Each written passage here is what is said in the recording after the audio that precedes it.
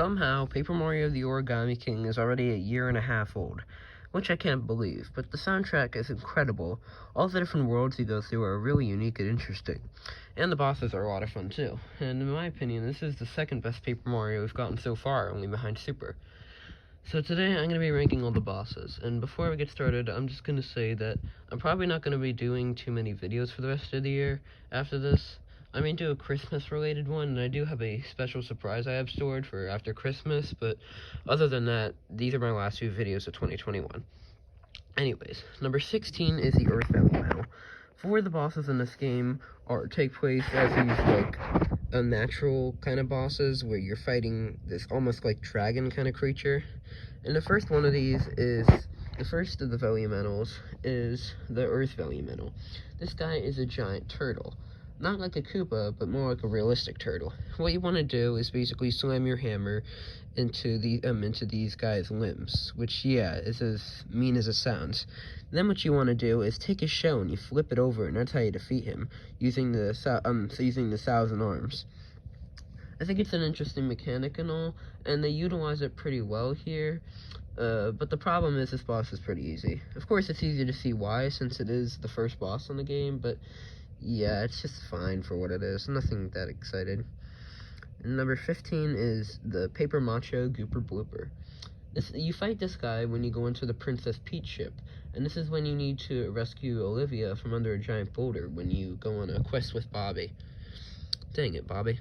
Anyways, when you're going on this quest, and you finally find the box that Bobby has, a secret box he's been hiding on the ship, you have to fight this Gooper Blooper guy, and he tries to slam his tentacles down, but you gotta peel the stickers off of them, and he also shoots out waves. One thing I like about these Paper Macho boss fights is that, just like Super Paper Mario, you're actually fighting them in real time, which is pretty cool. But that also means that they're pretty short and not that interesting, so it's just okay. Number 14 is another one of these battles, called the Paper Mistake Buzzy Beetle. And what you're doing with this guy is, well, basically, he's a cutout of a bunch of Bowser's enemies, like his troops' faces, which is gruesome as it sounds. One of these guys is Kamek, and he uses Kamek's magic to shoot these magic rays at you. I don't think we've ever seen a boss battle against a Buzzy Beetle in Mario history, and if we do see another one, it probably won't be as cool as this. This is definitely a pretty fun fight, and you fight him in Bowser's Castle as one of the last few bosses in the game. He isn't anything too challenging, but he still is pretty fun. Number 13 is the Water Valley Medal. This is the second Valley Medal you face off against. You face off against him in Autumn Mountain. What this guy does is, he creates out shockwaves of water, and you gotta hit him when he's in the air, but the thing you always have to worry about with this boss battle is that he gets more and more water inside of him and becomes more and more bloated until he spits out a huge tidal wave, which can actually destroy almost all of your HP. So what you want to do is you want to use the Earth Valley Medal, like the powers of it that Olivia gains after each of these Valley Medal fights, and you want to make sure that you use the power at the right time so you can avoid the crash of the wave. It's an interesting idea because afterwards the Water Valley Medal is weak, and that's when you want to attack. It's pretty cool, but a lot of the waves can be really annoying because they knock away the different spots on the board where you circle around, like the different attacking items. And number 12 is the Ice Valley Medal. I know people didn't really like the Valley Medals in this game, and while I don't think they're bad, I think one of these fights that people particularly think is pretty bad is the Ice Valley Medal fight. This is the last of the Valley Medal battles, and you fight him under the sea, under the Great Sea, and he's pretty hidden actually. And what you do with this guy is fight his ice balls, but the real damaging attack he does is when he can freeze himself as in ice, which doesn't sound too interesting at first, but what he does is he creates a bunch of ice blocks in the arena, and he makes all of the different parts of the arena just flip, and you have to organize them correctly, like rotate them right, which is pretty challenging, but it can also be pretty fun if you know the pattern. Still, it's easy to see why people hate this boss. Number 11 is the Paper Macho Pokey. This has got to be the best of these Paper Macho bosses, mainly because this one has the grandest spectacle of them all. You're basically in the scorching sandpaper desert, and you're fighting this giant Pokey in the middle of this huge desert twister. And what you're doing is when the Pokey slams down, you want to get rid of more and more of the parts of the segments of his body, which is a pretty interesting mechanic, actually. It's kind of like the Wiggler fight in other Paper Mario games. I think it's actually really cool and pretty intense as well, which is why it's my favorite of these particular types of fights. Number 10 is Handaconda. This is by far one of, if not the creepiest boss in the game. You're basically fighting a giant cutout hand, and what the hand does is it steals Olivia in Bowser's Castle, and you have to fight the hand to get Olivia back and safe. And during this boss battle, you have to play a game of rock, paper, scissors, where you have to match it up correctly. Well, you don't actually have to match, you just have to get the timing right. It's a pretty interesting mechanic. While this isn't exactly rock, paper, scissors, it's still a pretty fun idea, and it definitely goes well with this whole hand idea of a boss fight. And number 9 is the Fire Elemental. You finally got into the best Elemental. This is the third one you face off against, also in Scorching Sandpaper Desert. And what you're doing here is avoiding all the flames of this guy, and I think this guy is based off some, like, folklore where there was a giant fiery dragon creature that also kind of looked like a rooster. I don't really know where it comes from, but oh well. Basically, this guy shoots fire feathers at you, and they deal so much damage because individually they're not that bad, but they eventually do so much. It's pretty challenging. It is a fun fight, but nothing too incredible. Number 8 is the Sumo Bro. In the Sumo Bro boss fight, what you have to do is you have to get rid of these little mini Sumo Bros to get to the boss Sumo Bro. And they shoot out these lightning during the storm. And I remember the last time I fought this boss, I absolutely did a huge amount of damage with the Earth Elemental.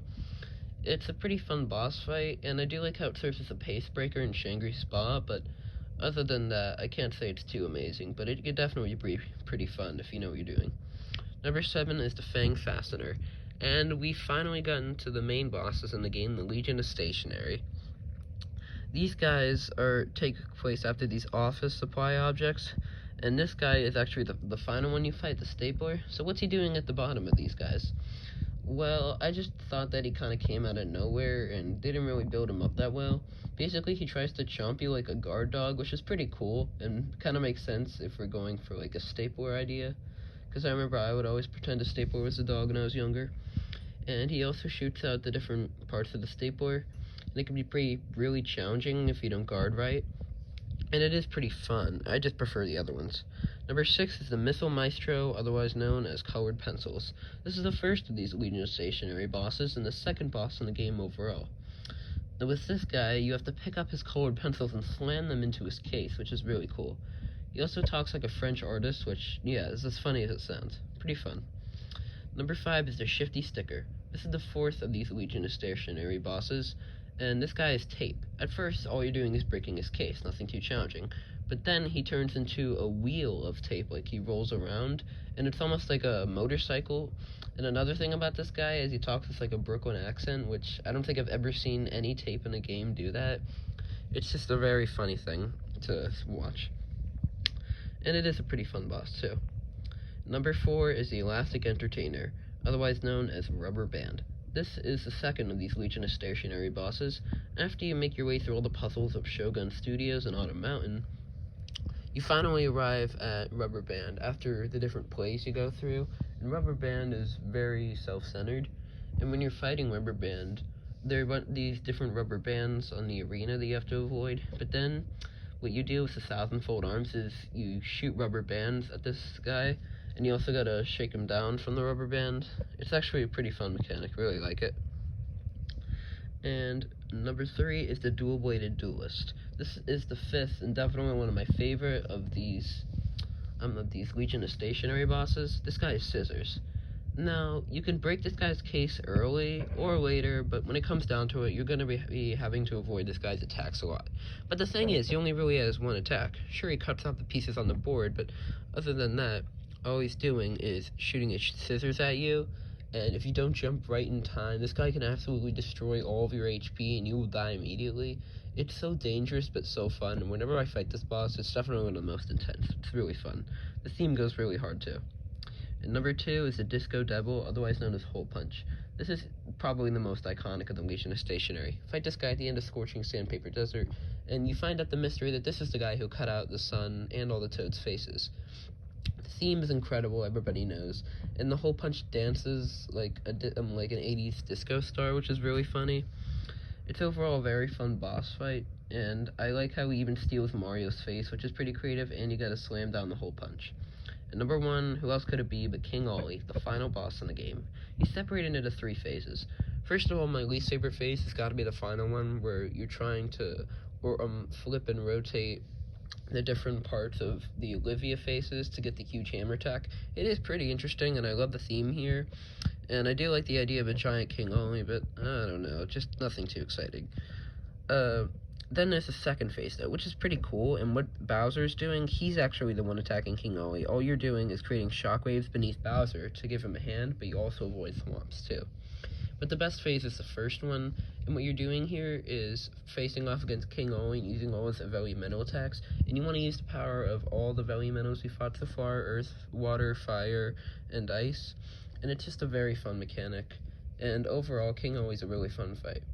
Well, what else can I say? This is a very fun game, and if you haven't played it for yourself, I definitely recommend it, even if you prefer the older Paper Mario games. Don't expect me to make too many more videos for the rest of the year, but see ya. Have a good holiday.